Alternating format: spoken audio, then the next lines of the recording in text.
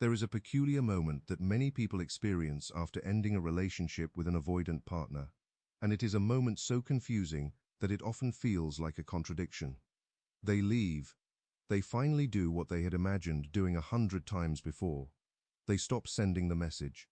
They stop waiting for the call. They stop explaining themselves, stop negotiating, stop trying to earn affection from someone who seemed forever half present and half absent. From the outside, the story appears complete. The anxious person has walked away, yet what follows is not relief, it is not freedom. Instead, they discover that the relationship continues long after the relationship itself has ended.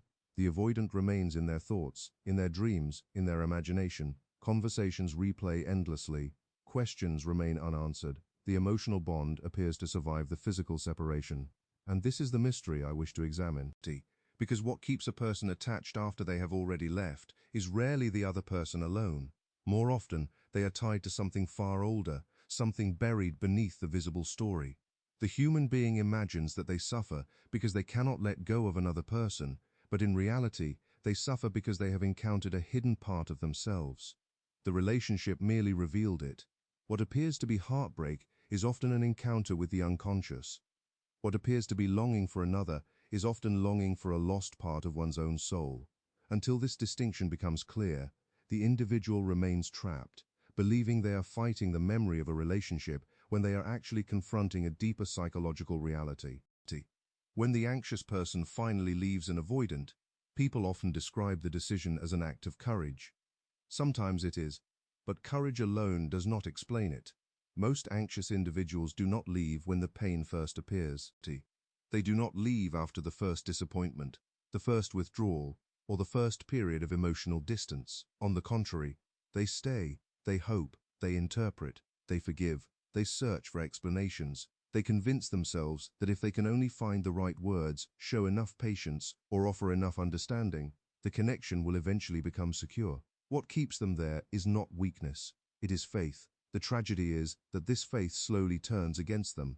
Each cycle of closeness followed by distance creates a deeper exhaustion. The individual begins to live in a state of emotional vigilance, constantly monitoring signals, searching for evidence that the relationship is safe. Their thoughts become occupied by questions that never fully disappear. Why are they distant today? Why did they sound different?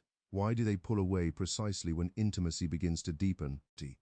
Over time, the relationship ceases to be a source of nourishment and becomes a source of constant psychological labor. What finally breaks the anxious person is not usually a dramatic event.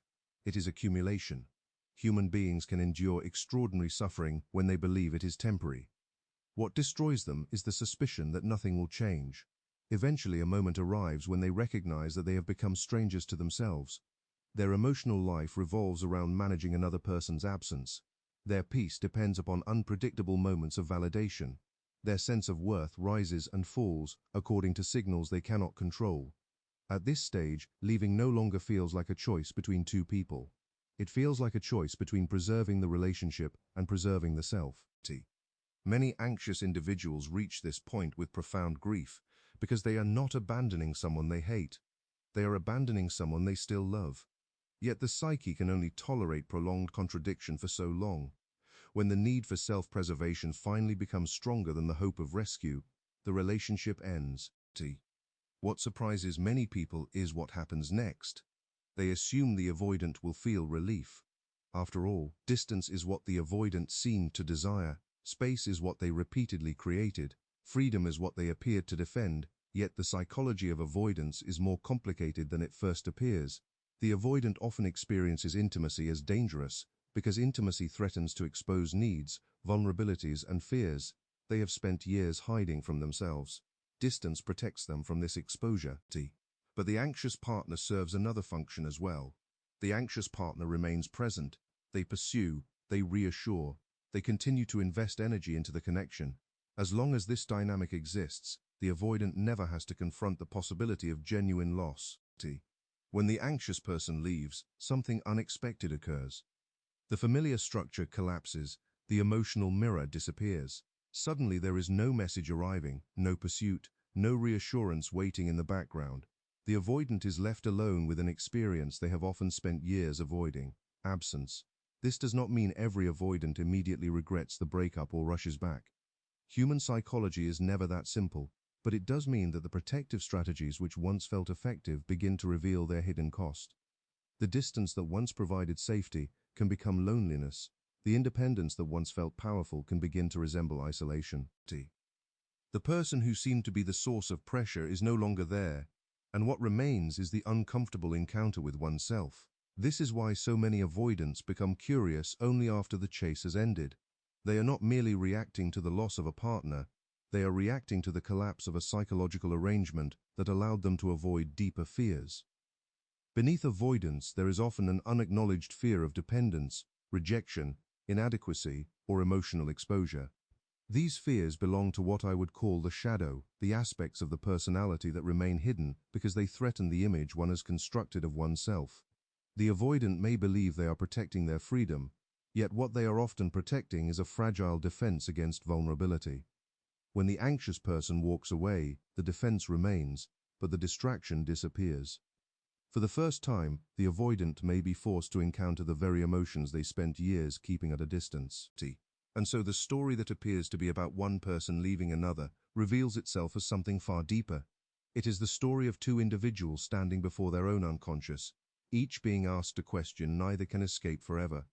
If you have listened carefully thus far, you may already sense that something in this story refuses to fit the ordinary explanation. The anxious person leaves. The avoidant loses their pursuer. Both suffer in different ways, yet none of this fully explains why the attachment remains so powerful even after the relationship itself has ended. There is a deeper layer beneath the visible drama, and until we enter that layer, the mystery remains unsolved. For what I have observed repeatedly throughout my work is that people rarely become imprisoned by another person alone. They become imprisoned by what that person has come to represent within their inner world. The relationship appears to involve two individuals, but psychologically there is often a third participant present from the beginning, the unconscious. When people speak of falling in love, they usually imagine that they have finally discovered someone extraordinary. They speak of chemistry, destiny, connection, and recognition. Yet what they often fail to realize is that the psyche possesses a remarkable ability to project its hidden contents onto another human being. Qualities that belong to the unconscious are transferred onto the beloved, who begins to appear larger than life, almost magical in significance. This process is not deception. It is a natural function of the psyche, but it creates a dangerous illusion. The individual begins to believe that the value they perceive exists entirely within the other person. They do not see that much of what fascinates them originates within themselves. This is why certain relationships feel impossible to forget. The pain is not proportional to what was lost in reality. It is proportional to what was lost in fantasy.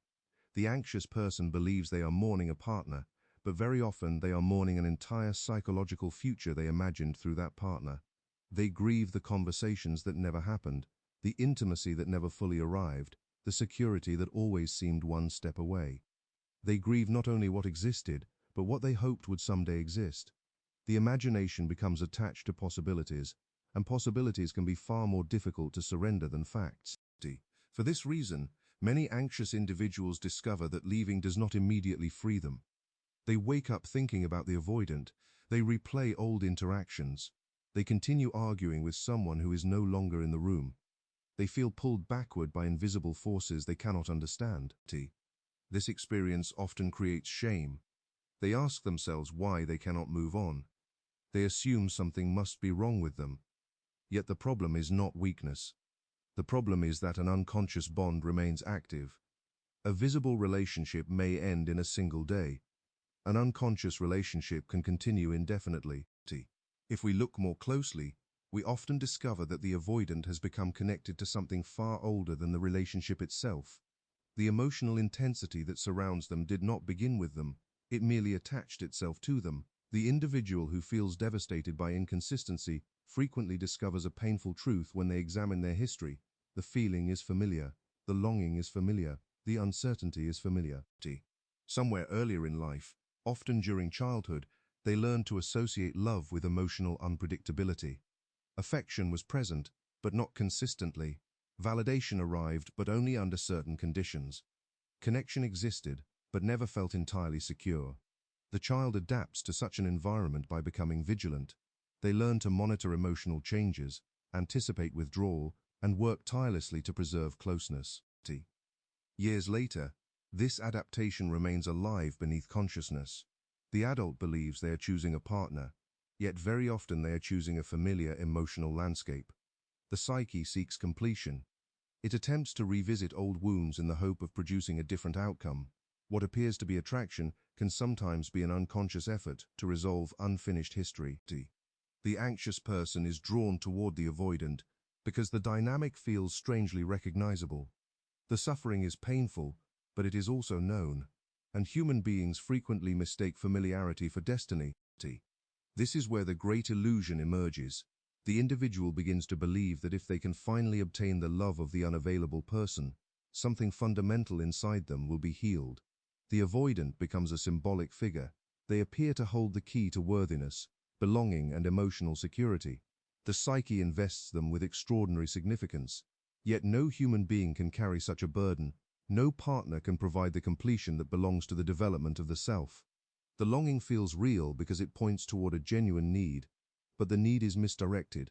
The individual searches for wholeness in another person instead of recognizing it as a task of their own psychological development. The turning point begins when this realization becomes unavoidable. The question slowly changes. Instead of asking, "Why can I not stop thinking about them?" one begins asking, "What part of myself did I hand over to them?" This question changes everything because it redirects attention from the external figure to the internal pattern. The focus shifts from the avoidant to the meaning attached to the avoidant. One begins to see that the emotional intensity was never generated solely by the relationship. It was amplified by unconscious material seeking recognition. This recognition marks the beginning of individuation. The individual ceases treating the other person as the source of salvation and begins examining the hidden forces operating within themselves. They become curious about their own patterns rather than obsessed with another person's behavior. They stop searching for explanations that will unlock the avoidant and start exploring the psychological structures that made the attachment feel irresistible. The energy that once flowed outward toward pursuit slowly turns inward toward understanding. At first, this shift feels disappointing because the ego prefers simple stories. It wants a villain, a victim, and a solution. Yet genuine transformation rarely follows such a path. The deeper task is to encounter the neglected aspects of oneself that were hidden beneath the pursuit. The anxious person gradually discovers that the relationship was not merely a romance. It was a mirror. It reflected fears, wounds, hopes, and unmet needs that had remained invisible for years. And when this truth is finally accepted, the avoidant loses their position at the center of the psychological universe. For the first time, the individual begins to see the pattern itself. That moment, though quiet, is the true beginning of freedom. And now we arrive at the place where every meaningful psychological journey must eventually lead, not to the other person, but back to oneself. Many people imagine that healing means reaching a day when they no longer think about the avoidant. They imagine that freedom will arrive as a sudden absence of feeling, as though one morning they will wake up and discover that the attachment has completely disappeared. Yet this is rarely how transformation occurs. The goal is not to erase the memory. The goal is not to become indifferent. The goal is to become someone who is no longer governed by the old pattern. The greatest change takes place quietly. There is no dramatic announcement. No final conversation is required. No perfect closure arrives from the person who once occupied your thoughts. Instead, something shifts within your relationship to yourself. The questions that once consumed your attention begin to lose their power. You stop asking why they pulled away. You stop wondering whether they will return. You stop measuring your worth through another person's capacity to love. The psychological center of gravity moves. What once revolved around them begins to revolve around you. This is the moment when the avoidant truly loses access to the old you, not because they are blocked, not because you have mastered some strategy, not because you have learned how to appear detached. They lose access because the version of you that was available to that dynamic no longer exists. The person who believed love must be earned through suffering is disappearing. The person who confused anxiety with connection is disappearing. The person who interpreted emotional inconsistency as evidence of depth is disappearing. In their place emerges someone capable of recognizing their own value before another person confirms it. This is why the final victory has nothing to do with making the avoidant regret their choices. Such fantasies belong to the earlier stage of the journey. They keep the psyche tied to the very person it is attempting to outgrow. True liberation begins when your development becomes more important than their reaction. Whether they return or remain absent ceases to be the central question. The focus shifts toward the life waiting beyond the pattern. And something remarkable happens when this transformation becomes genuine. The avoidant may still occupy a place in your history, but they no longer occupy a place in your identity. The relationship becomes a chapter rather than a definition. What once felt like a wound reveals itself as an invitation toward greater consciousness. The suffering that seemed meaningless becomes part of a larger process through which the self was attempting to awaken.